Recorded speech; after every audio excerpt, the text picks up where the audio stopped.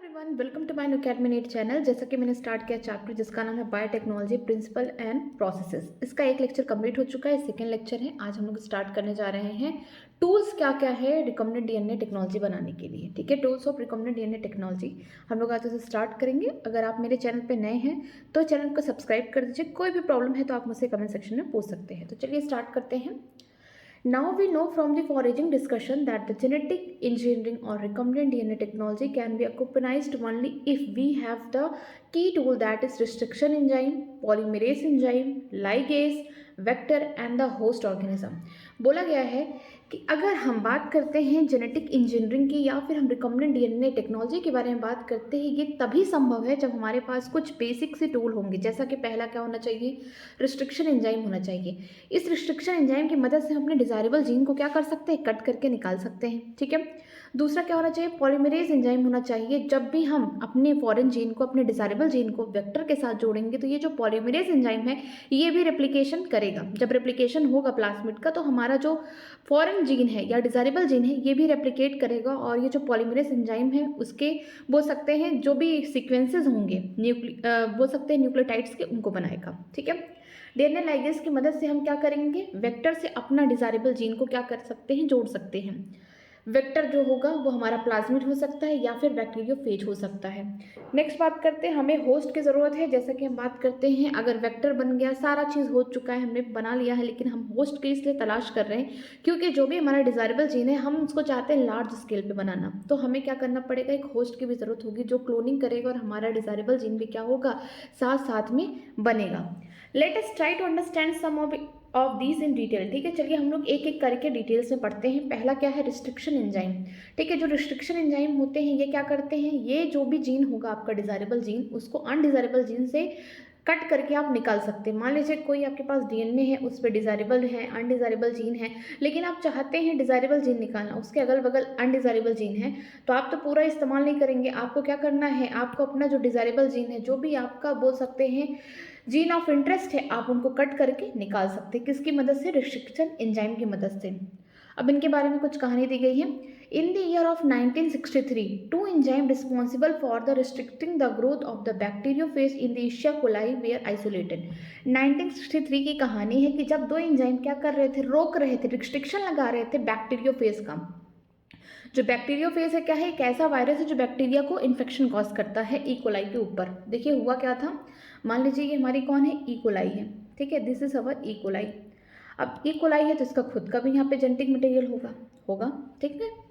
अगर हम बात करते हैं बैक्टीरियोफेज की, ये देखिए हमारा क्या है, बैक्टीरियोफेज। जैसा कि हम जानते हैं बैक्टीरियोफेज क्या है, वायरस है। ठीक है, जो इन्फेक्शन कॉज करता है किसको, बैक्टीरिया को। इसका भी खुद का अपना जेनेटिक मटेरियल है। ठीक है, डबल स्ट्रैंडेड डीएनए होता है। तो ये क्या करेगा, जब किसी ई कोलाई को इन्फेक्शन करेगा, ठीक है, तो जब ये किसी ई कोलाई को इन्फेक्शन करेगा तो अपना जेनेटिक मटेरियल क्या करेगा, उसकी सेल के अंदर डालेगा। ठीक है, तो इस ई कोलाई के पास दो एंजाइम्स थे। पहला कि जो जेनेटिक मटेरियल था किसका, हम बोल सकते हैं जो जेनेटिक मटेरियल है हमारे ई कोलाई का, पहले उसको बचा रहा है, पहले प्रोडक्शन करेगा। इसके पास क्या थे, डीएनए मिथाइलेज। ठीक है, जो डीएनए मिथाइलेज नाम का एंजाइम था, ठीक है, ये क्या कर रहा था, ये मिथाइल ग्रुप ऐड कर करके, मिथाइल ग्रुप हम बोल सकते हैं ऐड कर करके, जो खुद का इसका जीनोम था ई कोलाई का, उसको बचा रहा था। क्यों, क्योंकि एक एंजाइम ऐसा है इनके पास जो क्या कर रहा है, एक एंजाइम इनके पास ऐसा है वो क्या कर रहा है, वो बैक्टीरियोफेज के जो जेनेटिक मटेरियल है, जो उसका डबल स्ट्रैंडेड डीएनए है, उसको क्या कर रहा है, काट रहा है, उसको रिस्ट्रिक्शन कर रहा है कि ये ग्रोथ ना कर पाए। तो ये कौन होगा, ये होगा हमारा बोल सकते हैं रिस्ट्रिक्शन एंडोन्यूक्लियस। ठीक है, रिस्ट्रिक्शन एंडोन्यूक्लियस हमारा ये एंजाइम है। तो ये दोनों एंजाइम जो है पहली बार कहाँ देखे गए थे, ई कोलाई के अंदर। होता क्या है, ई कोलाई के पास दो नेचुरली पाए जाते हैं बोल सकते हैं एंजाइम। पहला कौन होगा, डीएनए मिथाइलेज। ठीक है, जो क्या कर रहा है, मिथाइल ग्रुप को ऐड कर रहा है उसके खुद के जीनोम में, मतलब जो ई कोलाई का खुद का अपना जीनोम है, जो भी उसका डीएनए है, उसमें क्या कर रहा है, मिथाइल ग्रुप ऐड कर रहा है ताकि जो रिस्ट्रिक्शन एंजाइम है इसके खुद के जो जीनोम है उसको कट ना कर दें, उसको खत्म ना कर दें। ठीक है, जब कोई वायरस इन्फेक्शन करने वाला, कोई वायरस आएगा, कोई इसको इन्फेक्शन करने आएगा, मीन्स हम बात करते हैं बैक्टीरियोफेज के, एक ऐसा वायरस है जो बैक्टीरिया को इन्फेक्शन कॉज करता है। अगर वो आता है अपने यहाँ पे जेनेटिक मटेरियल बोल सकते हैं ई कोलाई में डालेगा, ठीक है, तो रिस्ट्रिक्शन इंडोन्यूक्लियस क्या करेगा, उसके जेनेटिक मटेरियल को कट कट कट कर देगा ताकि उसका ग्रोथ ना हो पाए, किसके अंदर, बैक्टीरिया सेल के अंदर। ठीक है, तो यहाँ पे दो हमने क्या देखा, एंजाइम देखा। कब देखा था, 1963 में। एनसीईआरटी यही लिखती है, देखिए कि 1963 में दो एंजाइम थे जो कि रिस्पॉन्सिबल थे। ठीक है, क्या चाहते थे वो, कि जो बैक्टीरियोफेज है ना वो अपना इन्फेक्शन ना दे पाए, अपना इन्फेक्शन कॉज ना कर पाए, किसके ऊपर, ई कोलाई के ऊपर। ठीक है, अब देखिए उसके अंदर क्या था, दो खास बात। One of these added the methyl group to DNA, जो मिथाइल ग्रुप को ऐड कर रहा है डीएनए में, किसके डीएनए में, ई कोलाई के डीएनए में, उसे हम क्या बोलते हैं, डीएनए मिथाइलेज बोलते हैं। ठीक है, while other cut the DNA, और दूसरा क्या कर रहा है, कट कर रहा है डीएनए, किसके डीएनए को कट कर रहा है, जो दूसरा है वो कट कर रहा है हमारे जो बैक्टीरियोफेज का डबल स्टैंडर्ड डीएनए, जो कि हम पहले से जानते हैं कि बैक्टीरियोफेज के पास जो जेनेटिक मटेरियल होता है वो डबल स्टैंडर्ड डीएनए होता है, वो क्या कर रहा है, उसको कट कर रहा है। ठीक है, तो अब देखिए इसके बारे में क्या लिखा गया है। The latter was called restriction endonuclease. Latter का मतलब कौन सा, जो क्या कर रहा है, डीएनए को कट कर रहा है, जो बैक्टीरियोफेज के डीएनए को कट कर रहा है, हम उसको क्या बोल रहे हैं, उस एंजाइम को क्या बोल रहे हैं, रिस्ट्रिक्शन इंडोन्यूक्लियस बोल रहे हैं। ठीक है, लेकिन जो मिथाइल ग्रुप को ऐड कर रहा है कहाँ पे, ई कोलाई के खुद के जीनोम में, उसका नाम क्या है, डीएनए मिथाइलेज, जो कि बचा रहा है कि जो रिस्ट्रिक्शन इंडोन्यूक्लियस है कहीं गलती से ई कोलाई के डीएनए को ना कट कर दे। ठीक है, नेचुरली क्या होता है, ई कोलाई है, एक बैक्टीरिया है ई कोलाई। ठीक है, उसको बीमारी कॉज करने के लिए कौन आया, बैक्टीरियोफेज आया। ठीक है, बैक्टीरियोफेज क्या है, एक ऐसा वायरस है जो बोल सकते हैं बैक्टीरिया सेल को इन्फेक्शन कॉज करता है। और हम वायरस के पास जानते हैं कि दो ही चीज़ होता है, या तो एक पहले ऊपर प्रोटीन की कैप्सिड होगा, कवरिंग होगा, अंदर क्या होगा उसका, न्यूक्लिक एसिड होगा, या तो डीएनए या तो आरएनए। ठीक है, अगर हम बात करते हैं बैक्टीरियोफेज की, तो जो इसका न्यूक्लिक एसिड है, जो उसका जेनेटिक मटेरियल है, वो क्या है, डबल स्टैंडर्ड डीएनए है। ठीक है, ई कोलाई के पास नेचुरली इनके पास दो एंजाइम पाए जाते हैं। एक एंजाइम क्या करता है, डीएनए मिथाइलेज, ये क्या करता है, उनके खुद के जीनोम में मिथाइल ग्रुप ऐड करता है ताकि रिस्ट्रिक्शन इंडोन्यूक्लियस इनके डीएनए को, इन्हीं के डीएनए को ना कट कर दें, खत्म ना कर दें। ठीक है, अगर जब बैक्टीरियोफेज यहाँ पे ग्रोथ कर जाएगा ई कोलाई के ऊपर, तो अपना जेनेटिक मटेरियल यहाँ पे अंदर डालेगा, उसका जेनेटिक मटेरियल क्या है, डबल स्टैंडर्ड डीएनए है।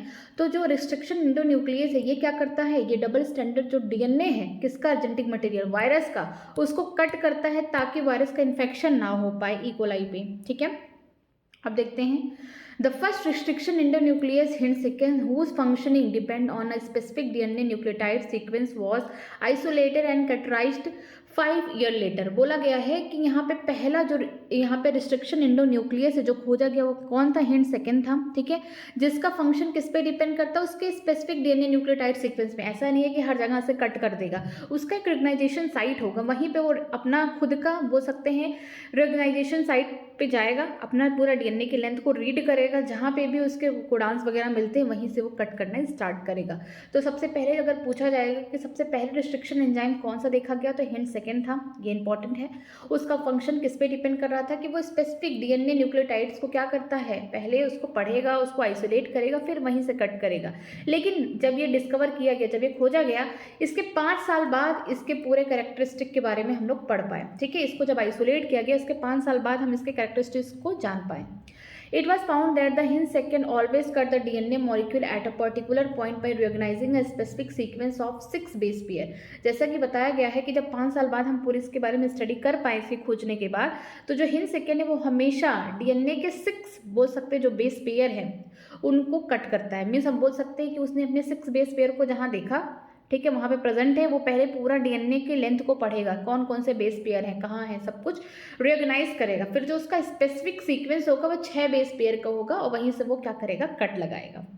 This specific base pair is known as the recognition sequence for हिंदसेक। जहाँ पे वो अपना कट लगा रहा है, जो उसका स्पेसिफिक बेस पेयर है जहाँ से वो कट लगा रहा है, जहाँ से वो डीएनए को काट रहा है, दोनों स्टैंड में काटेगा। ऐसा नहीं है कि एक ही स्टैंड में डीएनए को काट देना, नहीं, 5 to 3 प्राइम जो भी है, या फिर दूसरा जो है 3 to 5 प्राइम, दोनों ही स्टैंड, चाहे बोल सकते हैं यहाँ पे पैरेलल हो, एंटी पैरेलल, दोनों में ही कट लगाएगा। लेकिन उसका जो स्पेसिफिक सीक्वेंस है 6 बेस पेयर का, उसी से कट करेगा। जो स्पेसिफिक बेस सीक्वेंस है उसको हम क्या बोलते हैं, उसको बोलते हैं रिकॉग्नाइजेशन सीक्वेंस। ठीक है, जिसको वो हिंदसेक रिकॉग्नाइज कर रहा है, पहचान रहा है। Beside Hinsek, that today we know more than 900 restriction enzymes that are isolated from over 230 strain of bacteria, each of which recognize the different recognition sequence। बोला गया है कि अगर हम बात करते हैं हिंदसेक के अलावा आज हमारे पास कितने हैं, 900 रिस्ट्रिक्शन एंजाइम से भी ज़्यादा, मोर देन 900 रिस्ट्रिक्शन एंजाइम हम कहाँ से निकाले हैं? हम निकाले हैं 230 स्ट्रेन ऑफ बैक्टीरिया से हम आइसोलेट किए हैं, जिनका क्या है अपना अलग अलग डिफरेंट रिकॉग्नाइजेशन साइट है। मतलब हिंट सेकेंड क्या है? एक नॉर्मल हम बोल सकते हैं रिस्ट्रिक्शन इंडोन्यूक्लियस है, एंजाइम है, ठीक है। लेकिन अगर बात करते हैं इसके अलावा भी हमारे पास 900 से ज़्यादा रिस्ट्रिक्शन एंजाइम है, जो कि हम कहाँ से निकाले हैं? 203 स्ट्रेन ऑफ बैक्टीरिया से आइसोलेट करके निकाले हैं। सबका अपना अलग अलग क्या है? रिकॉग्नाइजेशन सीक्वेंसेस है। The convention for naming these enzymes is the first letter the name comes from the genus and second two letter comes from the species of the prokaryotic cell from where they are isolated। बोला गया है कि जो ये restriction enzyme होते हैं इनका जो नामकरण होता है किस आधार पर किया जाता है? जैसे for example Eco R first, ठीक है। जो ई वाला शब्द होगा ये क्या है? ये दिखाएगा जीनस को कि इसका जीनस क्या है, ठीक है। दो शब्द जो होंगे बीच वाले उसको हम क्या बोलेंगे? स्पीसीज। किस स्पीसीज से निकाला गया है? जो आर होगा ये हमें बताएगा, बोल सकते हैं ऑर्डर, ठीक है। ये हमें आर बताएगा स्ट्रेन, सॉरी आर हमें क्या बताएगा? स्ट्रेन बताएगा, ठीक है। अगर हम बात करते हैं जो फर्स्ट, ये क्या है? रोमन नंबर है, this is called Roman number. ये क्या बताता है? ये हमें बताता है ऑर्डर, ठीक है। ये हमें बताएगा ऑर्डर। तो जो नामकरण होता है किसी भी रिस्ट्रिक्शन एंजाइम का, उसमें आप जीनस भी देख सकते हैं, स्पीसीज भी देख सकते हैं, किस स्ट्रेन से निकाला गया है, बैक्टीरिया या प्रोकैरियोटिक सेल से, या क्या उसका ऑर्डर है। तो यहाँ पे जो कन्वेंशनल नेमिंग है एंजाइम का, पहला लेटर क्या बताता है? हमें बताता है नेम ऑफ जीनस, ठीक है, किस जीनस से निकाला गया है। दूसरा दो लेटर हमें क्या बताते हैं? सेकेंड टू लेटर, देखिए दूसरे दो लेटर हमें क्या बताते हैं कि ये किस स्पीसीज का है, किस प्रोकैरियोटिक सेल का है, कहाँ से आइसोलेट किया गया है। जो आर है यहाँ पे वो स्ट्रेन बताएगा, और जो फर्स्ट है रोमन नंबर ये हमें ऑर्डर बताएगा। जैसे Eco R1 comes from the इशिया कोलाई RY13। जैसे इको R1 का मतलब क्या है? पूरा ई फॉर एशिया, ठीक है। सी फॉर कोलाई इसका ये जीनस और बोल सकते हैं स्पीसीज है। आर वाई क्या दिखाएगा? यहाँ पे हम बोल सकते हैं स्ट्रेन दिखाएगा, और जो 13 है ये हमें आगे रोमन नंबर के फॉर्म में दिखाएगा, ये ऑर्डर, ठीक है।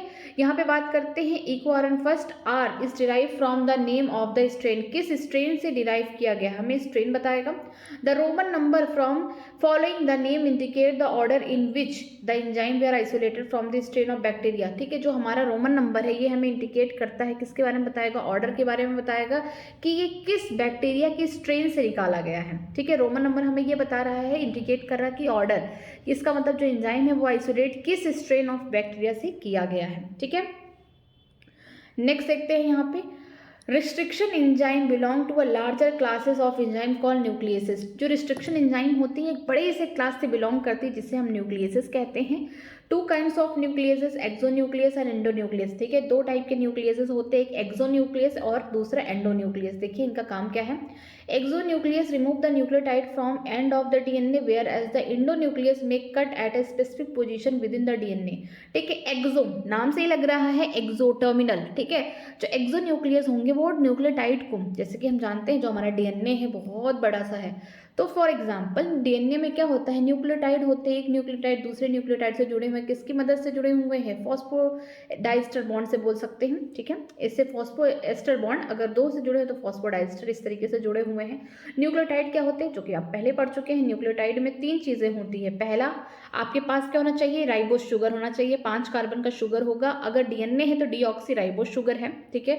उसके अलावा आपको नाइट्रोजनस बेस होगा, प्यूरिन पिरामिडिन होगा, ठीक है। एडनिन हो गया, ग्वानिन हो गया, ये प्यूरिन होगी। पिरामिडिन की बात करते हैं डीएनए के फॉर्म में तो साइटोसिन और थाइमिन होगा। अगर हम बात करेंगे यूरेसिल तो ये आरएनए में प्रेजेंट होगा, ठीक है। और जो राइबोस शुगर होगा वो डीऑक्सी राइबोस शुगर नहीं होगा, वो राइबोस शुगर होगा पूरा, ठीक है, आरएनए में। अगर हम न्यूक्लियोटाइड की बात कर रहे हैं तो न्यूक्लियोटाइड बनाने के लिए हमें पहले तो क्या चाहिए? राइबोस शुगर चाहिए। अगर डीएनए बना रहे हैं तो डीऑक्सी राइबोस शुगर चाहिए, फिर आपको नाइट्रोजन बेस चाहिए, ठीक है। इनको जोड़ेंगे तो हमारा न्यूक्लियोसाइड बना, और अगर हम फॉस्फेट ग्रुप को जोड़ दिए तो हमारा न्यूक्लियोटाइड बन गया। तो डीएनए किससे बना हुआ है? ढेर सारी न्यूक्लियोटाइड की जो चेन है उन्हीं से बना हुआ है। अब ये जो न्यूक्लियोटाइड है इनको अगर बोल सकते हैं, अगर यहाँ कट यहाँ साइड से लग रहा है, यहाँ से कट लग रहा है, यहाँ से कट लग रहा है, तो इस कंडीशन को हम क्या बोल सकते हैं? ये कौन कट कर रहा है? ये कट कर रहा है एक्सोन्यूक्लियेसिस, ठीक है। जो एक्सोन्यूक्लियस नाम का हमारा यहाँ पे एंजाइम है, रिस्ट्रिक्शन एंजाइम, वो क्या कर रहा है, डीएनए के एकदम न्यूक्लियोटाइड को एंड ऑफ डीएनए से कट कर रहा है, जो डीएनए का एकदम आखिरी छोर है वहाँ से कट कर रहा है। ठीक है, अगर हम बात करते हैं जो कोई बीच से कट लगा रहा है, इस तरीके से कोई बीच से कट लगा रहा है यहाँ से, ठीक है, तो ये हमारा कौन है, ये हमारा बोल सकते हैं, ये हमारा है एंडो न्यूक्लियस। जो एंडोन्यूक्लियस होगा वो कहीं से भी डीएनए के किसी भी बीच में ही कहीं से भी वहाँ पे न्यूक्लियोटाइड को कट करेगा। तो जो एक्सोन्यूक्लियस होंगे वो क्या करेंगे, न्यूक्लियोटाइड को डीएनए के एंड से कट करेंगे, लेकिन जो एंडोन्यूक्लियसेस होंगे वो कहीं भी उनका स्पेसिफिक पोजीशन जो होगा डीएनए के पूरे स्ट्रैंड में बीच में कहीं होगा वहाँ से कट लगाएंगे। लेकिन याद रखिएगा ऐसे नहीं कट लगा देंगे, इनका अपना खुद का स्पेसिफिक पोजीशन होगा, खुद का इनका रिऑर्गेनाइजेशन साइट होगा, वहाँ से कट लगाएंगे। ठीक है, Each restriction endonuclease function by inspecting the length of the DNA sequence। बोला गया है कि हर एक रिस्ट्रिक्शन एंडोन्यूक्लियस का अपना एक पहला फंक्शन ये होता है कि पहले पूरे डीएनए सीक्वेंस को एक साथ पढ़ ले, पहले जांच पड़ताल कर ले कि इनका रिकॉग्नाइजेशन साइट कहाँ है, इनके जो बेस सीक्वेंसेस है कहाँ प्रेजेंट है। Once it find its specific reorganization sequence, it will bind to the DNA and cut each of two strands of the double helical at a specific point in the sugar phosphate backbones। ठीक है, जब ये enzyme जो restriction एंडोन्यूक्लियसेस हैं ये जब भी अपना रिकॉग्नाइजेशन सीक्वेंस को पहचान लेते हैं डीएनए के स्ट्रैंड पे, तो ये क्या करते हैं, वहाँ पे बाइंड करते हैं और दोनों ही स्ट्रैंड को कट करते हैं। ठीक है, याद रखिएगा कि दोनों ही स्ट्रैंड को, जो डबल हेलिकल हमारा डीएनए है उसके दोनों ही स्ट्रैंड को कट करते हैं शुगर फॉस्फेट बैकबोन को। ठीक है, मतलब न्यूक्लियोटाइड को कट करते हैं। Each restriction endonuclease recognise a specific palindromic nucleotide sequence in DNA. वो क्या पहचानते हैं, जो उनका रिकॉग्नाइजेशन साइट होता है उसे हम क्या बोलते हैं, पैलेंड्रोमिक न्यूक्लियोटाइड सीक्वेंस बोलते हैं। हर एक रिस्ट्रिक्शन न्यूक्लियोसाइड अपने स्पेसिफिक पैलेंड्रोमिक न्यूक्लियोटाइड सीक्वेंस को पढ़ता है और वहीं पे बाइंड करके वहीं से डीएनए के स्ट्रैंड को क्या करता है, कट करता है। लेकिन याद रखिएगा दोनों स्ट्रैंड को कट करता है। ठीक है, आगे देखते हैं। Do you know what is palindrome? क्या आप जानते हैं पैलेंड्रोम होता क्या है? These are the group of the letter that form the same word when read both forward and backward direction. ठीक है, बोला गया है कि ऐसे ग्रुप ऑफ लेटर हैं यहाँ पे जो एक वर्ड बनाते हैं, जो आप आगे से भी पढ़ें या पीछे से पढ़ें वो क्या होंगे, सेम होंगे। फॉर एग्जाम्पल मॉम, आप आगे से भी पढ़ेंगे मॉम है, पीछे से भी पढ़ेंगे मॉम है। डैड, ठीक है, आप आगे से भी पढ़ेंगे डैड है, पीछे से भी पढ़ेंगे। जैसे कि मैम, ठीक है, आगे से पढ़ेंगे पीछे से पढ़ेंगे। ये क्या है, पैलेंड्रोमिक हम बोल सकते हैं वर्ड है या पैलेंड्रोमिक सीक्वेंसेस है। जैसे फॉर एग्जांपल एनसीईआरटी में मलयालम दिया गया, आप आगे से भी पढ़ेंगे पीछे से भी पढ़ेंगे तो क्या होगा, सेम ही वर्ड को आप प्रोनाउंसिएशन कर पाएंगे। ठीक है, अगेंस्ट दिस, ये तो फॉर एग्जाम्पल दिया, लेकिन अगर हम बात करते हैं डीएनए में, देखिए against this the word palindrome where the same word is read in both the direction. The palindrome in the DNA is a sequence of the base pair that read the same on the two strand when orientation of the reading is kept the same। ठीक है, for example the following sequences read on the same on two strand that is 5' to 3 and this is also true if read from 3 to 5'। बोला गया है कि अगर हम बात करते हैं पैलेंड्रोम सीक्वेंसेस की डीएनए में, तो इसमें क्या होगा, आपको ओरिएंटेशन सेम रखना है। जैसे कि 5 to 3' पढ़ रहे हैं तो 5 to 3' ही दोनों स्टैंड में पढ़ेंगे, तभी आपको क्या देखने को मिलेगा, सेम सीक्वेंस आप पढ़ पाएंगे। जैसे फॉर एग्जाम्पल दिया गया है, अगर 5 से 3 जा रहे हैं तो GAATTC, ये किसका है, ये palindromic sequence Eco R first. ठीक है, इसका है ये। अगर आप 3 to 5' पढ़ेंगे, देखिए 3 to 5' CTTAAG, अगर यहाँ से वही पढ़ेंगे CTTAAG, अगर 5 से 3 पढ़ेंगे तो यहाँ पे GAATTC।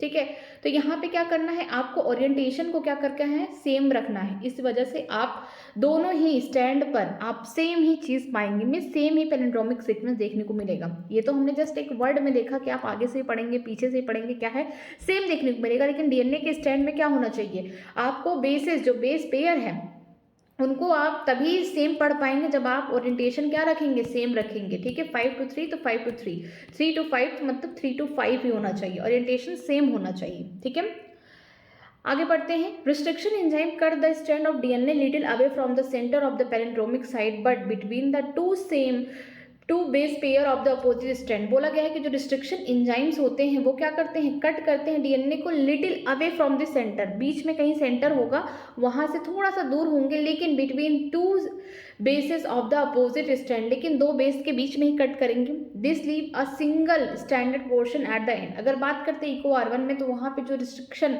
एंजाइम का रिकॉग्नाइजेशन साइट क्या है, यहाँ पे G और A के बीच में कट होगा, ठीक है, इस तरीके से G और A के बीच में कट होगा, ठीक है, इस तरीके से। तो हम बोल सकते हैं कि यहाँ पे जो इको R1 में रिस्ट्रिक्शन एंजाइम ने जो कट लगाया अपने सीक्वेंसेस में GAA-TTC में G और A के बीच में लगाया है, तो यहाँ पे हम बोल सकते हैं, देखिए बीच में सेंटर कहाँ है इसका, यहाँ पे जो सेंटर है ये बीच में कहीं सेंटर है, लेकिन वो सेंटर से थोड़ा सा अवे है, थोड़ा सा दूर है सेंटर से, और यहाँ पे दो बेस पेयर के बीच में कटिंग हो रही है, G और A के बीच में कट हो रही है, तो दूसरा वाला भी स्टैंड में G और A के बीच में होगा और कहीं नहीं कट होगा। मतलब जो सेम बेसिस के बीच में कटिंग हो रही है तो दोनों ही स्टैंड में सेम होगा, अलग नहीं होगा। इससे क्या होगा, इससे ये वाला जो पार्ट होगा पूरा ये निकल जाएगा, ये वाला पार्ट क्या होगा, अलग हो जाएगा। तो यहाँ पे क्या होगा, एक सिंगल स्टैंडर्ड पोर्शन क्या होगा वहाँ पे चला जाएगा, जैसे कि यहाँ पे AATTCG ये कट के निकल जाएगा, ठीक है। There are overhanging stretches called the sticky end on each strand. जब आप कट लगवाएंगे तो आप देखेंगे कि कुछ बड़ा सा स्ट्रैंड क्या हो गया, खाली हो गया, हम उसे क्या बोलेंगे, स्टिकी एंड। अब वो चाहते हैं कि यहाँ पे कुछ हम ऐड करके जोड़ सकते हैं, ठीक है। These are name because they form hydrogen bond with their complementary cut counterpart. जो पार्ट कट के निकल गए हैं अब वो स्टिकी हो गए हैं, आगे यहाँ पे नाइट्रोजन बेस का इंतजार कर रहे हैं कि उनके साथ ही क्या बना सके, कॉम्प्लीमेंट्री बना सके, हाइड्रोजन बॉन्डिंग कर सके। This stickiness of the end facilitate the action of enzyme DNA ligase. ये किसकी मदद से होगा, अगर हम किसी भी बोल सकते हैं यहाँ पर कोई भी जीन ला के जोड़ रहे हैं, ठीक है, कोई भी हम यहाँ पे अलग से नाइट्रोजन बेस ला के जोड़ रहे हैं, तो ये किसकी मदद से होगा, ये होगा डीएनए लाइगेज की मदद से। Restriction endonuclease are used in the genetic engineering to form a recombinant molecule of DNA which are composed of DNA from the different source और genome। बोला गया है जो रिस्ट्रिक्शन इंडोन्यूक्लियसेस हैं इनका इस्तेमाल कहाँ करते हैं, हम लोग जेनेटिक इंजीनियरिंग में करते हैं, ताकि हम रिकॉम्बिनेंट मॉलिक्यूल डीएनए का बना सके और हम ये भी दिखा सके कि हम डिफरेंट सोर्स से डीएनए को लेके आए हैं। जो हमारा फॉरेन जीन है वो यहाँ का नहीं है, वो कहीं डिफरेंट सोर्स का है, डिफरेंट जीनोम का है, हम उसे कट करके ला के अपने वेक्टर में ऐड कर रहे हैं और यहाँ पे रिकॉम्बिनेंट डीएनए बना रहे हैं, ठीक है।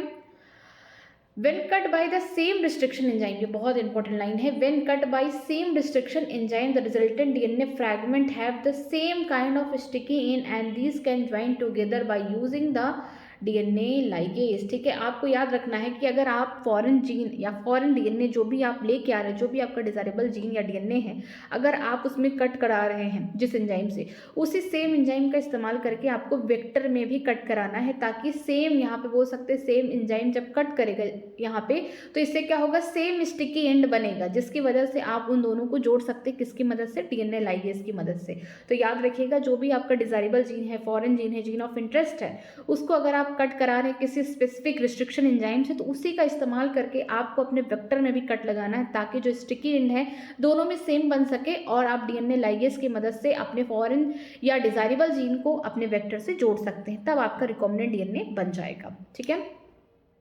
आगे देखते हैं। You may have realized that normally unless one cut the vector and the source of DNA with the same restriction enzyme, the recombinant molecule cannot be created। बोला गया है कि अगर आप गलती कर देते हैं, आपने रिस्ट्रिक्शन एंजाइम दूसरा इस्तेमाल किया, वेक्टर में किसी और से कट कराया, फॉरेन जीन या आपका जो डिजायरेबल जीन है उसमें किसी और से कट कराया, तो इससे क्या होगा, जो स्टिकी एंड होगा अलग अलग बनेगा, जिसकी वजह से आपका रिकॉम्बिनेंट डीएनए मॉलिक्यूल नहीं बन पाएगा। अगर आप चाहते हैं रिकॉम्बिनेंट डीएनए मॉलिक्यूल बनाना, तो आपको जो भी आपका डिजायरेबल जीन है, जो भी आपका वेक्टर है, आपको उसको सेम रिस्ट्रिक्शन एंजाइम से कट कराना है, ताकि वहाँ पे सेम स्टिकी एंड बन सके और उसको आप डीएनए लाइगेज की मदद से जोड़ सकते हैं। डीएनए लाइगेज करता क्या है, ये क्या करता है, ये हम बोल सकते हैं, ये जो फॉस्फोडाइस्टर बॉन्ड है, फॉस्फोडाइस्टर बॉन्ड्स को क्या करता है, ये बनाता है, डाइएस्टर बॉन्ड्स या लिंकेज को फॉर्म करता है, ठीक है, फॉर्म फॉस्फोडाइस्टर लिंकेज, ठीक है, ये करता है। चलिए यहाँ पे एनसीईआरटी में डायग्राम दिया उसको देखते हैं। जैसे यहाँ पे बोला गया है एक्शन ऑफ रिस्ट्रिक्शन एंजाइम, किस तरीके से रिस्ट्रिक्शन एंजाइम करता है। अब तक हमने थ्योरेटिकल पढ़ा, अब देखिए यहाँ पे कुछ एग्जाम्पल के थ्रू देखते हैं। The enzyme cut both DNA strand at same side, ठीक है, आपने एक एंजाइम इस्तेमाल किया है जो क्या कर रहा है, डीएनए के दोनों स्ट्रैंड को सेम जगह से पढ़ के कट कर रहा है। जैसे कि यहाँ पे आपने वेक्टर डीएनए लिया है, वेक्टर का मतलब क्या है, आपने यहाँ पे प्लाज्मिड लिया है, ये इंपॉर्टेंट है जानना। वेक्टर मतलब प्लाज्मिड, वेक्टर का शब्द का मतलब क्या, आप वो व्हीकल इंतजार करते थे, जिस व्हीकल का जिसकी मदद से आप अपने फॉरेन जीन को कहाँ भेजने वाले, अपने होस्ट की बॉडी में भेजने वाले, वो यहाँ पे तैयार है, ठीक है। echo R1 cut the DNA between the bases of G and A only when the sequence of GAA TTC is present in DNA, ठीक है। echo R1 आपने एक यहाँ पे रिस्ट्रिक्शन एंजाइम इस्तेमाल किया जिसका जो बेस है, ठीक है, 6 यहाँ पे बोल सकते हैं बेस पेयर है यहाँ पे GAA TTC, जो ये अपना बेसिस पढ़ेगा वो G और A के बीच में कट करेगा, G और A के बीच में कट करेगा। तो इसका जो यहाँ पे बोल सकते हैं सीक्वेंस क्या है, GAA TTC, इसमें जो होगा echo R1 जो एंजाइम है वो क्या करेगा, G और A के बीच में कट करेगा, ठीक है। आपका जो फॉरेन डीएनए है या फिर आप इसको बोल सकते हैं डिजायरेबल, ठीक है, ये आपका जो डिजायरेबल डीएनए है ये आपका क्या है, मन पसंदीदा डीएनए है, आप कहीं से इसको लेके आए हैं, ठीक है। आपने सेम यहाँ पे एंजाइम का इस्तेमाल किया, कौन, echo R1, ठीक है। वो पूरे डीएनए के स्ट्रैंड को पढ़ेगा, ढूंढेगा कि उसका जो सीक्वेंसेस है, जो रिकग्नाइजेशन सीक्वेंस है वो कहाँ है, GAA TTC, जहाँ उसने देखा उसने G और A के बीच में कट लगाया, ठीक है, उसने G और A के बीच में कट लगाएगा दोनों ही स्ट्रैंड पे, ठीक है। वेक्टर जो आप इस्तेमाल कर रहे हैं, जो भी आप प्लाज्मिड इस्तेमाल कर रहे हैं, वहाँ पे भी आप सेम रिस्ट्रिक्शन एंजाइम का इस्तेमाल करेंगे, जिससे क्या होगा, सेम स्टिकी एंड बनेगा, तभी वेक्टर और आपका जो फॉरेन डीएनए या डिजायरेबल डीएनए है वो क्या हो सकेगा, जुड़ सकेगा, ठीक है, वो एक साथ जुड़ सकेगा। तो इसको मैं सही कर दे रही हूँ, ठीक। तो देखिए यहाँ पे जैसे वेक्टर डीएनए की बात करते हैं, प्लाज्मिड की, यहाँ पे देखिए GAA TTC, ठीक है। वेक्टर या प्लाज्मिड में आपने देखा ये सीक्वेंस, क्यों, क्योंकि आप echo R1 R फर्स्ट से ही आप क्या कर रहे हैं, कट लगवा रहे हैं। तो पहले ये अपने सीक्वेंसेस को पहचानेगा, जहाँ अपना ये सीक्वेंस देखा वो कहाँ से कट करेगा, G और A के बीच में, G और A के बीच में, याद रखिएगा दोनों स्ट्रैंड पे सेम बेसिस के बीच में कट लगेगा, ठीक है। अब देखिए ये जो कट लगा है इतना सा पार्ट क्या हो जाएगा, निकल जाएगा। यहाँ पे जो कट लगा है ये पूरा इतना सा पार्ट क्या हो जाएगा, निकल जाएगा, क्योंकि जो कट लगा है वो तो निकल जाएगा। देखिए यहाँ पे इतना सा पार्ट जो है इतना निकल जाएगा, ठीक है, इतना पार्ट निकल गया यहाँ पे, ठीक है। इस वाले केस में देखिए यहाँ पे G से लेकर ये पूरा A वाला ये इतना पार्ट क्या हो जाएगा, देखिए निकल गया, G से लेकर पूरा यहाँ तक ये पार्ट निकल चुका है। अभी जब ये रिमूव हो चुका है, कट हो चुका है, तो अब क्या होगा, ये स्टिकी एंड बन गए। स्टिकी एंड इसलिए बन गए क्योंकि जो इनके कॉम्प्लीमेंट्री बेसेस थे अब तो चले गए, अब ये खुद चाहते हैं कि जल्दी से इनके कॉम्प्लीमेंट्री बेस आए, उनके साथ ये हाइड्रोजन बॉन्डिंग बना के स्टेबल हो जाए, ठीक है, दोनों स्ट्रैंड डीएनए का क्या हो जाए, स्टेबल हो जाए। तो जो प्लाज्मिड है या जो भी हमारा वेक्टर डीएनए है उसके पास भी सेम स्टिकी एंड देखने को मिल रहा है। जो हमारा फॉरेन डीएनए है या जो डिजायरेबल डीएनए है उनके पास भी सेम स्टिकी एंड देखने को मिल रहा है, क्यों, क्योंकि हमने सेम यहाँ पे एंजाइम इस्तेमाल किया है echo R फर्स्ट का, ठीक है। जब ये सेम एंजाइम का इस्तेमाल करेंगे तो सेम स्टिकी एंड कहाँ बनेंगे, दोनों जगह बनेंगे, हमारे वेक्टर डीएनए में भी, हमारे फॉरेन डीएनए में भी। तो अब देखें यहाँ पे सेम स्टिकी एंड बन चुका है, तो हम क्या करेंगे, अपने फॉरेन डीएनए या जीन को क्या करेंगे, वेक्टर के साथ लाके जोड़ देंगे। किसकी मदद से जोड़ेंगे, the DNA fragment join at sticky end with the help of DNA ligase. हम क्या करेंगे, इसको डीएनए लाइगेज की मदद से जोड़ेंगे, ठीक है, डीएनए लाइगेज की मदद से हम क्या करेंगे, जो हमारा डीएनए फ्रैगमेंट है, ठीक है, जो हमारा फॉरेन डीएनए है उसको हम वेक्टर से जोड़ेंगे, किसकी मदद से, डीएनए लाइगेज की मदद से। अब डीएनए लाइगेज की मदद से हमने जोड़ा तो हमारा क्या बन गया, रिकॉम्बिनेंट डीएनए हो गया। पहले ये वाला जो रेड वाला था इस तरीके से पूरा वो क्या होता है, रेड वाला इस तरीके से पूरा होता है डीएनए, ठीक है। अगर हम बात करते ब्लैक वाले की, ठीक है, मतलब हम बात करते फॉरेन डीएनए की, वो भी क्या होता अपना पूरा होता, लेकिन हमने क्या किया, कट करके जोड़ा। जब हमने कट करके इस तरीके से जोड़ा, किससे कट कराया हमने, सेम रिस्ट्रिक्शन एंजाइम की मदद से हमने क्या किया, कट कर दिया। जब हम कट कर दिए तो हमने देखा कि अब हमारे पास क्या बन गया, हमारा रिकॉम्बिनेंट डीएनए बन गया। तो देखिए होता क्या है, पहले आपको अपना डिजायरेबल जीन को ढूंढना है और अपना वेक्टर तैयार करके रखना है। जब आपको डिजायरेबल जीन मिल गया तो आप इसमें क्या करेंगे, रिस्ट्रिक्शन एंजाइम की मदद से या रिस्ट्रिक्शन एंडोन्यूक्लियस की मदद से अपने डिजायरेबल जीन को कट कराएंगे, ठीक है, कट करा दिया, निकाल लिया। अब उस रिस्ट्रिक्शन एंजाइम की मदद से आप क्या करेंगे, अपने वेक्टर में भी कट लगाएंगे, ठीक है। कट लगाने के बाद क्या होगा, दोनों में सेम स्टिकी एंड बनेगा। जब सेम स्टिकी एंड बनेगा तो इससे क्या होगा कि दोनों के पास जो स्टिकी एंड होगा क्या होगा, सेम होगा, तो एक दूसरे के कॉम्प्लीमेंट्री यहाँ पे इजिली बन जाएंगे। जैसे कि हमने echo R1 का इस्तेमाल किया है डिजायरेबल डिजायरेबल डीएनए में या फॉरेन डीएनए में और वेक्टर में, ठीक है। जिससे क्या हुआ, ये वाला पार्ट पूरा कट के निकल गया वेक्टर डीएनए से, ये वाला पार्ट पूरा कट के निकल गया फॉरेन डीएनए से। जब ये स्टिकी एंड बन गया तो इससे देखने को मिला कि जो डीएनए के फ्रैगमेंट होंगे इनको हम क्या कर सकते हैं, इजिली ज्वाइन कर सकते हैं इसके स्टिकी एंड में, किसकी मदद से, डीएनए लाइगेज की मदद से। जब ये ज्वाइन हो गए तो यहाँ पे क्या होगा, जो डीएनए लाइगेज होगा ये क्या करेगा, हाइड्रोजन बॉन्डिंग बना देगा, फॉस्फोडाइस्टर लिंकेज को बना देगा। इससे फिर हमारा क्या हो जाएगा, रिकॉम्बिनेंट डीएनए बन के तैयार, ठीक है। नेक्स्ट देखते हैं यहाँ पे, तो फॉरेन डीएनए, ये हमारा फॉरेन डीएनए या डिजायरेबल डीएनए है, ये हमारा वेक्टर है। जैसे कि हम बात करते हैं प्लाज्मिड का इस्तेमाल करते हैं, क्योंकि जो प्लाज्मिड होते हैं, बैक्टीरियोफेज होते हैं, ये इजिली हमारे बैक्टीरिया के सेल के अंदर क्या करते हैं, इजिली अपने आप को बोल सकते हैं रेप्लिकेट कर सकते हैं, अपने आप को डिवाइड कर सकते हैं, ठीक है। तो हमारा जो फॉरेन डीएनए है या फिर हम बोल सकते हैं हमारा जो डिजायरेबल डीएनए है ये रहा, हमारा वेक्टर यहाँ रहा। Same restriction enzyme cut both the foreign DNA and the vector DNA at specific point. देखिए ये बहुत इंपॉर्टेंट लाइन है कि हमने सेम रिस्ट्रिक्शन एंजाइम की मदद से फॉरेन डीएनए में और वेक्टर डीएनए में एक स्पेसिफिक साइट पे कट लगाया, ठीक है। जो भी इसका रिकॉग्नाइजेशन साइट होगा वहाँ पे कट लग गई। हमारे देखिए फॉरेन डीएनए के देखिए छोटे छोटे फ्रैगमेंट हो गए और हमारे प्लाज्मिड का यहाँ पे देखिए ये वाला फ्रैगमेंट गायब हो गया, ठीक है, उसने कट लगा दिया। कौन, सेम रिस्ट्रिक्शन एंजाइम ने। अब हम क्या करेंगे, जो हमारे छोटे छोटे यहाँ पे डीएनए के फ्रैगमेंट हो चुके हैं, अब हम उसको क्या करेंगे, जो इसका स्टिकी एंड है वो भी जनरेट हो चुका है, जैसे कि हमने इस डायग्राम में देखा है। अगर हम बात करते हैं अपने वेक्टर में, वो भी देखिए यहाँ पे स्टिकी एंड इस तरीके से जनरेट कर चुका है, ठीक है। इससे क्या होगा, हमारे लिए बहुत ईजी होगा। क्यों, क्योंकि सेम रिस्ट्रिक्शन एंजाइम के इस्तेमाल से हम यहाँ पे दोनों में सेम स्टिकी एंड यहाँ पे जनरेट कर पाए हैं। अब हम क्या करेंगे, अपने जो भी फॉरेन डीएनए है उसको क्या करेंगे, प्लाज्मिड से जोड़ेंगे, किसकी मदद से, डीएनए लाइगेज की मदद से। देखिए हमने जोड़ दिया तो ये क्या बन गई, यहाँ पे डीएनए लाइगेज की मदद से हमारा फॉरेन डीएनए प्लाज्मिड में जुड़ गया। तो अब किसकी फॉर्मेशन होगा, रिकॉम्बिनेंट डीएनए की या फिर आरडीएनए की, ठीक है। अब ये जो हमारा रिकॉम्बिनेंट डीएनए बन चुका है इसको हमें कहाँ भेजना है, होस्ट बॉडी के अंदर। अगर हम इसको होस्ट बॉडी के अंदर भेजेंगे, उस प्रोसेस को क्या बोलते हैं, ट्रांसफॉर्मेशन, ठीक है। ट्रांसफॉर्मेशन वो प्रोसीजर है जिससे हम अपने रिकॉम्बिनेंट डीएनए को कहाँ भेजते हैं, होस्ट की बॉडी के अंदर या हमारा जो होस्ट सेल है उसके अंदर। वो कौन होगा, ई कोलाई। जब ये चला गया हमारा रिकॉम्बिनेंट डीएनए तो जितनी बार ई कोलाई क्या करेगा, अपना क्लोनिंग करेगा, 2 से 4, 4 से 8, 8 से 16, जितनी बार वो सेल में डिवाइड होगा उतनी बार हमारा जो रिकॉम्बिनेंट डीएनए होगा वो भी क्या करेगा, होस्ट की बॉडी में वो भी क्या करेगा, अपने आप को डिवाइड करेगा, वो भी क्लोनिंग करेगा। तो इसी मेथड की वजह से हम क्या कर सकते हैं, अपना जो फॉरेन डीएनए है, जो अपना डिजायरेबल जीन है, उसके कई सारे मल्टीपल कॉपीज कहाँ बना सकते हैं, होस्ट की बॉडी के अंदर। इसी को हम क्या बोलते हैं, क्लोनिंग, ठीक है। पहले हमने क्या किया, अपना फॉरेन डीएनए निकाला, ठीक है, किसी रिस्ट्रिक्शन एंजाइम की मदद से कट करके उसको पहले निकाल लिया। ऐसा तो है नहीं कि जो हमारा फॉरेन डीएनए है, जो हमारा डिजायरेबल डीएनए है वो पूरा फ्रेश है, उसमें कुछ अनडिजायरेबल जीन नहीं है, ऐसा नहीं है। जो हमारा डिजायरेबल जीन है उसको हमने कट करके निकाल लिया, अच्छा वाला, ठीक है।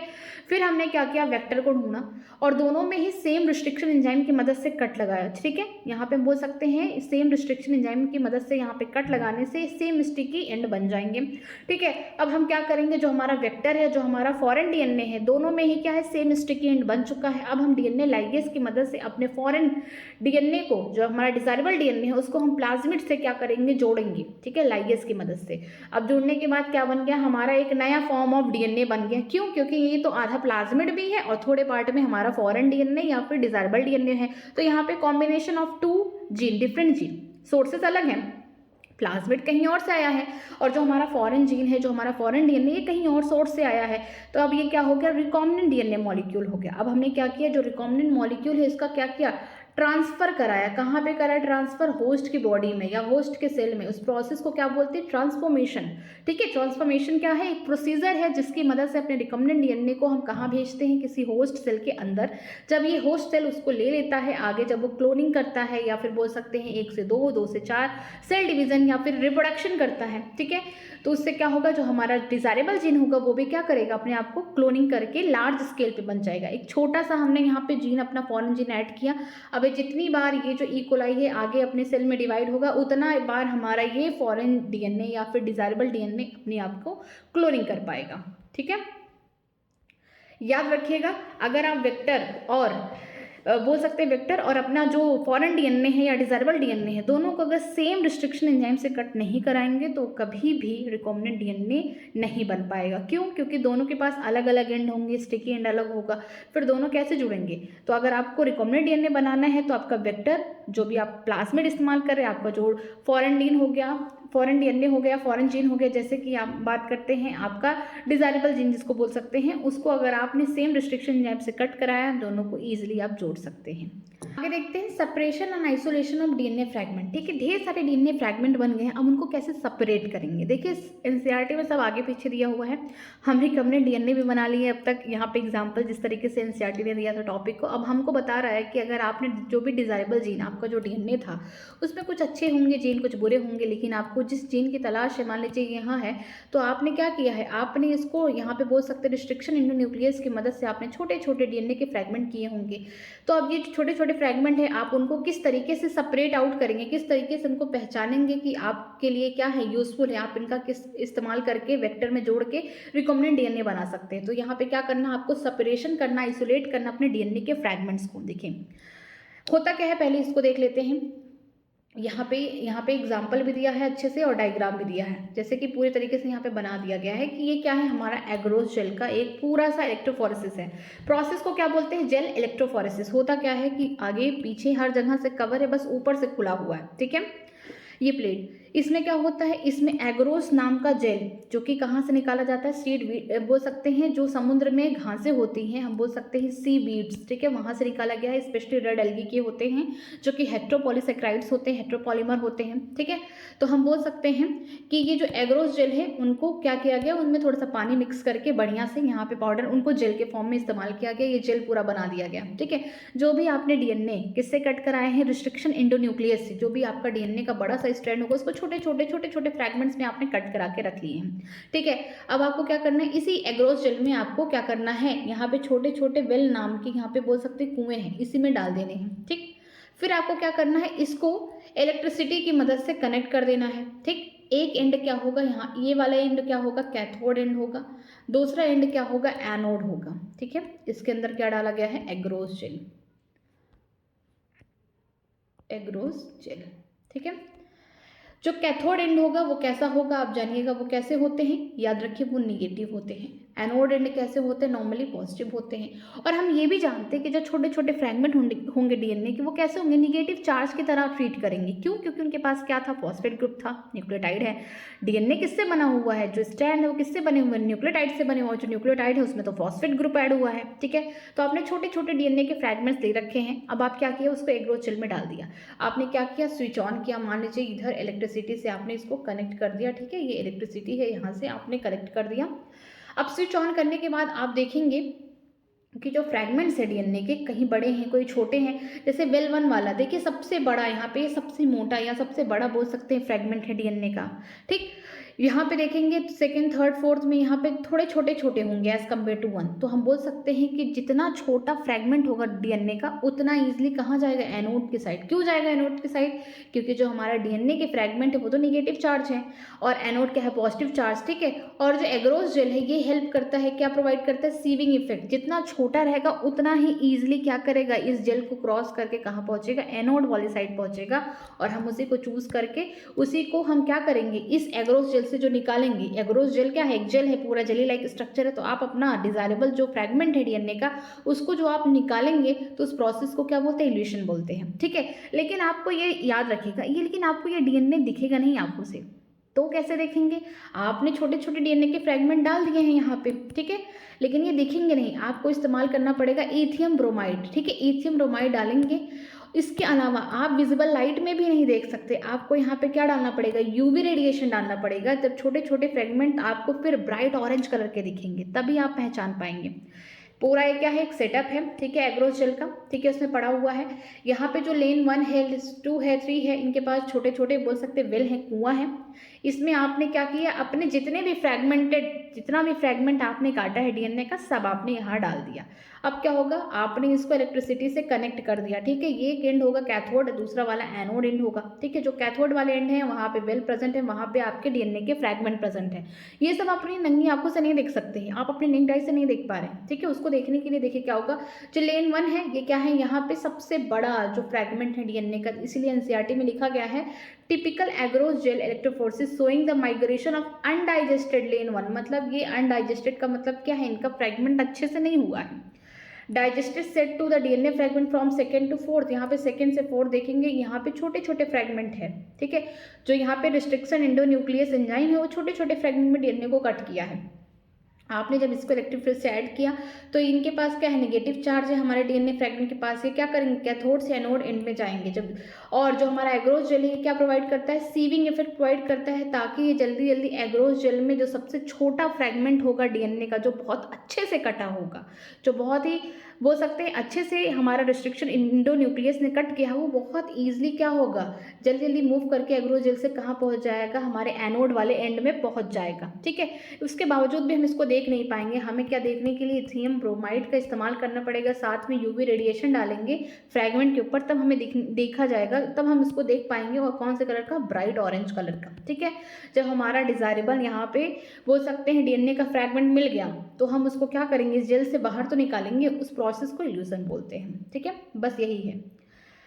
The cutting of DNA by restriction endonuclease result in the fragment of DNA, ठीक है। डीएनए तो छोटा तो है नहीं, हमारे सेल कितने सारे हैं बॉडी में, और सेल भी हम देख नहीं पाते अपने नेक डाई से। तो आपको क्या लग रहा है कि ऐसा सेल जो अपने नेक डाई से नहीं देख सकते, तो क्या उसके अंदर का डीएनए अपने नेक आंखों से देख सकते हैं? बिल्कुल नहीं देख सकते हैं। तो आपने क्या किया, डीएनए को रिस्ट्रिक्शन एंडोन्यूक्लियस की मदद से छोटे छोटे टुकड़ों में कटवा दिया, ठीक है। These fragment can separated by a technique, ये जो फ्रेगमेंट्स हैं, छोटे छोटे जो टुकड़े हुए हैं डीएनए का, ये किससे सेपरेट होते हैं, किस टेक्निक से, उसे बोलते हैं जेल इलेक्ट्रोफोरेसिस बोलते हैं। इनसे हम क्या करते हैं, जो छोटे छोटे टुकड़े हैं डीएनए के जो ज़्यादा अच्छे होंगे, हम उसको ईजिली सेपरेट कर पाएंगे, ठीक है। Since the DNA fragment are negatively charged molecule, they can be separated by forcing them to move towards the anode under the electric field through the medium and matrix। बोला क्या है, जैसा कि हम जानते हैं जो हमारा डीएनए वो निगेटिव चार्ज है, क्यों, क्योंकि हम इसके पास क्या है, फॉस्फेट ग्रुप है। मैं यहाँ पे लिख दे रही हूँ, इसके पास क्या है, फॉस्फेट ग्रुप है, फॉस्फेट ग्रुप है, ठीक है। जो हमारा डीएनए है वो निगेटिव चार्ज इसलिए क्योंकि उसके पास फॉस्फेट ग्रुप है, और हम अगर इस इलेक्ट्रोफोरेसिस में अगर इलेक्ट्रिक फील्ड दें तो जो हमारा निगेटिव चार्ज का डीएनए वो कहाँ जाएगा, एनोड की तरफ जाएगा, जो क्या है, पॉजिटिव है। अपोजिट वाले जो बोल सकते हैं अपोजिट चार्ज होते हैं वो क्या करते हैं, दूसरे को अट्रैक्ट करते हैं, और जो सेम सेम चार्जेस होते हैं वो क्या करते हैं, रिपल्सन करते हैं, ये तो पता ही होगा। तो जो हमारा निगेटिव चार्ज का डीएनए है वो कहाँ मूव करता हुआ जाएगा, एग्रोस जेल में, एनोड के पास जो कि पॉजिटिव चार्ज का है। Now we they the most commonly use matrix is agarose gel which is natural polymer extract from the seaweeds, ठीक है। आज के समय में हम एग्रोस जेल का इस्तेमाल करते हैं, जो मैट्रिक्स बनाते हैं, जो मीडियम बनाते हैं जेल इलेक्ट्रोफोरेसिस का, उसमें हम एग्रोस का इस्तेमाल करते हैं। और ये कहाँ से निकलता है, ये सी बीड्स है, मतलब समुद्री घास है ये, ठीक है। रेड एल्गी के मेंबर है।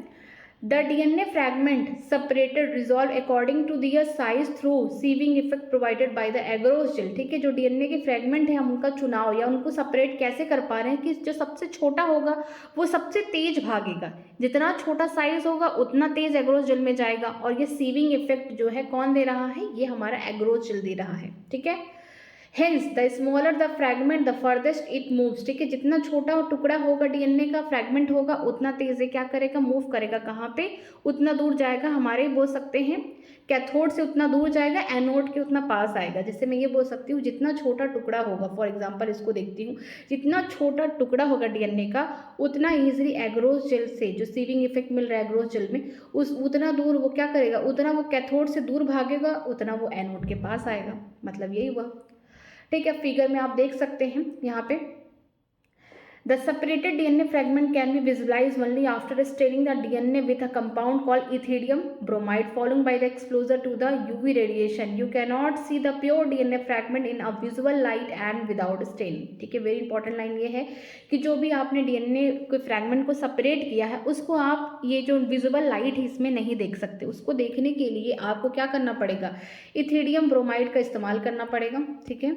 इसके लिए आपको क्या करना पड़ेगा, इथिडियम ब्रोमाइड का इस्तेमाल करना पड़ेगा। उसके अलावा आपको यूवी रेडिएशन भी डालना पड़ेगा, तभी जाके आपको जो डीएनए के फ्रैगमेंट है वो विजुअलाइज होंगे, वो दिखेंगे। वो विजुअल लाइट में नहीं दिखते, वो यूवी रेडिएशन में दिखते हैं, ठीक है।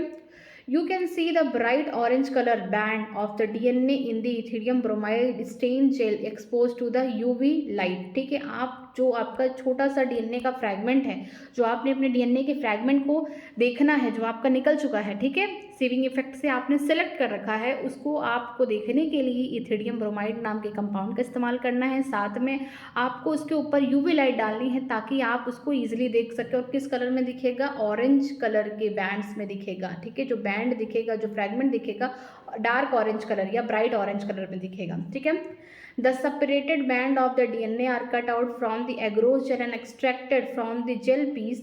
ठीक है, जो भी आपने डीएनए के फ्रैगमेंट को चूज किया है, जो भी आपके लिए डिजायरेबल है, जो सबसे छोटा होगा, सबसे फारदेस्ट, सबसे पास होगा एनोड के और सबसे दूर होगा कैथोड के, ठीक है, एकदम पास होगा, तो आपको क्या करना है, जो भी आपने बैंड को, डीएनए के बैंड को जो सेपरेट करना है एगरोस जेल से, उसको निकालना है। उस प्रोसेस को क्या बोलते हैं? This step is known as elution. ठीक है, The DNA fragments purified in this way are used in the constructing the recombinant DNA by joining them with the cloning vector। ठीक है, आपने जो भी डीएनए के फ्रैगमेंट यहाँ पे निकाले हैं, अब इसको क्या करेंगे? आप लेके जाएंगे क्या करने के लिए? किसी वेक्टर से जोड़ने के लिए। क्यों? क्योंकि वेक्टर की ही मदद से क्या होगा? होस्ट की बॉडी में क्लोनिंग होगा। ठीक है, तो अभी जो आपने ये वाला पढ़ा है, ये जो आपने देख लिया कि जो फॉरेन डीएनए निकल गया, ऐसे नहीं निकला है, बड़ा सा डीएनए रहा होगा, आपने रिस्ट्रिक्शन इंडोन्यूक्लियस नाम का एंजाइम इस्तेमाल किया होगा, ये एक इस तरीके से छोटे छोटे फ्रैगमेंट में कट किया होगा।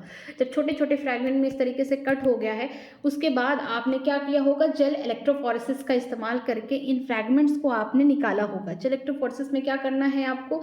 4 यहाँ पे इस तरीके से वेल बने हुए हैं, इसी वेल में आपको क्या कर देना है? डीएनए के फ्रैगमेंट को लोड कर देना है, लोडिंग होना इधर। ठीक है, फिर आपको यहाँ पे एग्रोस का ये पूरा जेल है, ठीक, आपको इसको क्या करना है? इलेक्ट्रिक फील्ड से कनेक्ट कर देना है, मीन्स आपको ये स्विच ऑन कर देना है। आपको देखना है एक एंड क्या होगा? कैथोड, दूसरा होगा एनोड। जो वेल वाला एंड होगा कैथोड होगा और जो अपोजिट एंड होगा वो एनोड होगा। क्यों? क्योंकि हम जानते हैं कि जो हमारा डीएनए के जो फ्रैगमेंट्स है वो उनके पास नेगेटिव चार्ज है फॉस्फेट ग्रुप की वजह से, तो वो हमेशा कहाँ जाएंगे? अपोजिट चार्ज के पास जाएंगे, प्लस के पास जाएंगे, एनोड के पास जाएंगे इलेक्ट्रिक फील्ड में। ठीक है, तो यहाँ पे क्या होगा कि जो एग्रोस जेल है ये क्या प्रोवाइड कर रहा है? सीविंग इफेक्ट प्रोवाइड कर रहा है, जिसकी वजह से जो सबसे छोटा फ्रैगमेंट होगा हमारे डीएनए का, वो बहुत इजीली क्या करेगा? एग्रोस जेल पे जल्दी जल्दी मूव करता हुआ एनोड एंड पे जाएगा। ठीक है, तो एनोड एंड पे वो ही जाएगा जो सबसे छोटा होगा। सीविंग इफेक्ट कौन प्रोवाइड कर रहा है? एग्रोस जेल प्रोवाइड कर रहा है। लेकिन याद रखिएगा, जो जितना छोटा होगा वो उतना दूर मूव करेगा, उतना ही पास एनोड के होगा और उतना ही दूर कैथोड के होगा। लेकिन ये चीज़ें हमें अपने नेक डाई से नहीं दिखेगा। हमें इस बैंड को देखने के लिए, इस फ्रैगमेंट को देखने के लिए इथेरियम ब्रोमाइड नाम के कंपाउंड का इस्तेमाल करना है। साथ में आपको इस पर यूवी रेडिएशन या यूवी रेस को डालना है, तब आपको ब्राइट ऑरेंज कलर के बैंड्स दिखेंगे। और जिस बैंड को आपने इस्तेमाल करना है फॉर रिकॉम्बिनेंट डीएनए बनाने के लिए, ठीक है, यहाँ आपको क्या करना है? उसको एग्रोस जेल से निकालना पड़ेगा। एग्रोस जेल से जो भी आपने ऑरेंज कलर का यहाँ पे बैंड निकाला डीएनए को, उस प्रोसेस को ल्यूजन कहते हैं।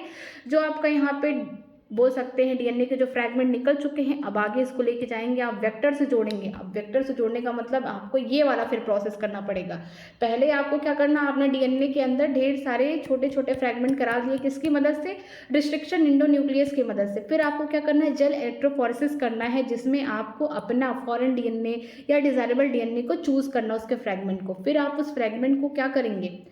सेम रिस्ट्रिक्शन एंजाइम से कट कराएंगे, जो आपके फॉरेन डीएनए को कट कर रहा है और जो आपके वेक्टर को कट कर रहा है। यहाँ पे सेम रिस्ट्रिक्शन एंजाइम के इस्तेमाल से आप अपने फॉरेन डीएनए और वेक्टर को कट कराएंगे, जिसकी वजह से सेम स्टिकी एंड बनेगा दोनों साइड। ठीक है, जब सेम स्टिकी एंड रहेगा तो आप क्या करेंगे? लाइगेज की मदद से अपने फॉरेन डीएनए या डिजायरेबल डीएनए को वेक्टर से जोड़ देंगे।